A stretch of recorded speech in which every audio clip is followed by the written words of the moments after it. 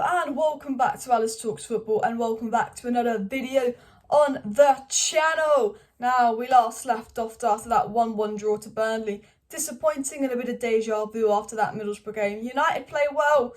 VAR and an individual player named Harry Maguire completely messed up the game for us, didn't they? And we're going to be talking about Harry Maguire in this video. A few issues with player powers, some next manager news, some transfer news, some TIELEMANS news. We've got a lot to talk about in today's video, so do stay tuned.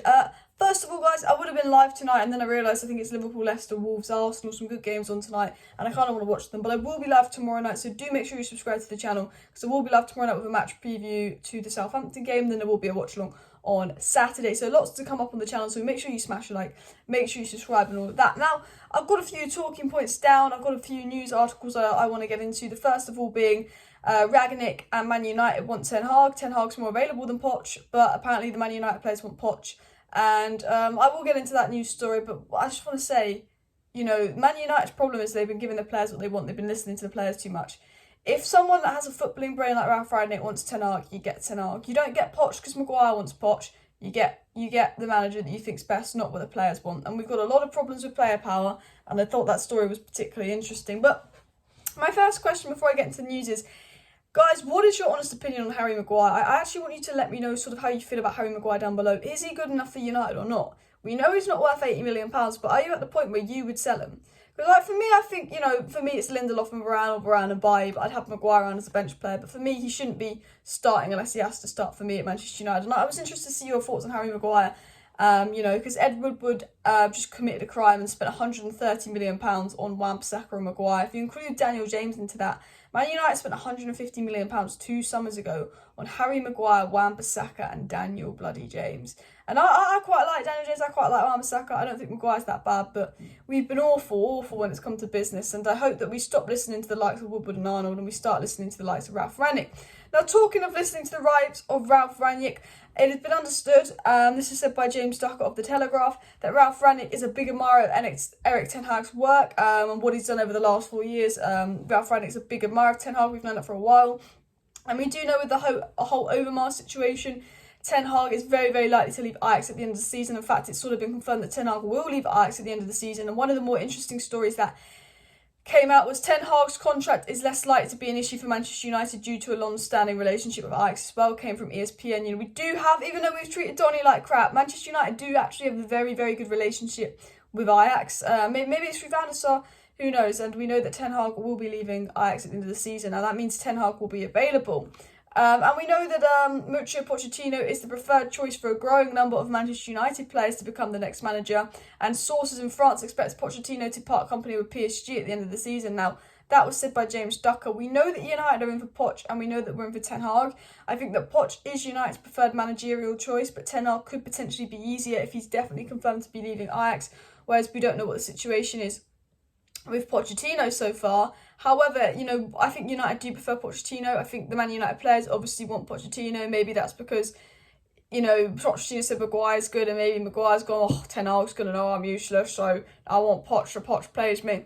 I am kidding. But that's come from James Ducker of The Telegraph, sort of talking about what the Man United players want. And I think, you know what, we don't listen to what the Man United players want, because, you know what, a lot of them get what they want. And that's where there's problems. You know, this Man United squad has been getting what they want for far too long. Ralph Rangnick said it's 2 hours a week performance analysis homework, they kick off. Ralph Rangnick says they can't leave training till after 5, so they have to drive home in the dark, they kick off. Because Ollie gave them what they wanted for so long. We need to stop giving the players what they want because they kick off. We didn't give Jesse Lingard what he wants, so we'll give him a holiday. Go behind the manager's back and give him a holiday. The board didn't talk to Ralph Rangnick, didn't ask Ralph Rangnick if he wanted Lingard or not. Even though Lingard just had 2 weeks off, the board gave Lingard another holiday because they didn't give him what he wanted. Without going to Ralph Rangnick. The board are giving the players what they want without giving the manager what they want, and you wonder why we've been a mess for 10 years. And I do say, I do like Poch. I think Poch has the experience of working with someone like Daniel Levy, proven, but for me, Ten Hag should be the first choice. If Ten Hag's leaving Ajax, he should be a nailed-on first choice. We only get Poch if we fail to get Ten Hag. I hope the board, I hope Richard Arnold do not go and get Poch because that's what the players want. They should be going for what Ralph Rangnick wants because he's the man to choose the next manager. Now, talking to Ralph Rangnick, Rob Dawson of ESPN said that RANGNICK is not yet to rule out the possibility of coaching for another year. You know what? I'm not opposed to RANGNICK staying another year. Now, I do want RANGNICK to go upstairs, and I think if Ten Hag's available in the summer, RANGNICK going upstairs, bring Ten Hag in, brilliant, bish, bash, bosh. But Ralf Rangnick is really doing something with this United squad. We can see improvements. You know, Ralf Rangnick's had to come into a very toxic Man United squad that got life very easy under Ollie. Some stubborn players, some stubborn attitudes. You've got to remember, these Man United players turned on Ronaldo. Some of these Man United players put leaks out about Ralf Rangnick when he hadn't been here a month. Ralf Rangnick's got to work with a very difficult bunch of players, and we can see improvement and we can see a little bit of change in personnel. Whereas a new manager comes in, they've got to try and take control of the dressing room, change the personnel around as well. So maybe Ralf Rangnick's the man to stay around. Now, I want everyone, before I get to the next story, I want everyone to know, what kind of manager do you want next at Manchester United? Do let me know down below. But it has been reported from the Manchester Evening News, again another story, that Erik ten Hag is still under consideration to become Manchester United's manager in the summer, and it's believed Pochettino is the main rival for the job. So many stories about Pochettino, so many stories about Ten Hag. It's absolutely crazy at the moment. I don't care. Like, we're not getting a manager until May, so stop this manager news, is how I feel at the moment. But we've also been linked to Luis Enrique today as well. We also got linked back to Julian Nagelsmann by Telefootball, the Daily Telegraph, saying that if Julian Nagelsmann suddenly becomes available, then things might change in search for a manager. And I'm sure, knowing that Ralf Rangnick's worked with Nagelsmann, if Ralf Rangnick gets choice of the next manager and we can get Nagelsmann, he'd be choosing him. Because there's always the chance that Ten Hag goes back to Bayern and we get Nagelsmann, but very, very unlikely. I don't think that's going to happen. And talking of Manchester United, going back to Ralf Rangnick, apparently the former Manchester United player Kleberson has urged Ralf Rangnick to replace Harry Maguire. Going back to the main talking point of this video, should Harry Maguire be dropped?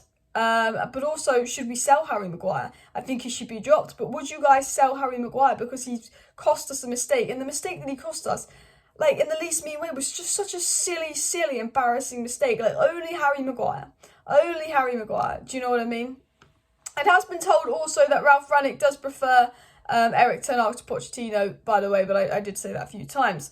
Now, I think going into, you know, the Nagelsmann situation, I'd absolutely like Nagelsmann at Manchester United, but realistically, it's probably not going to happen. But I'm a big fan of Nagelsmann.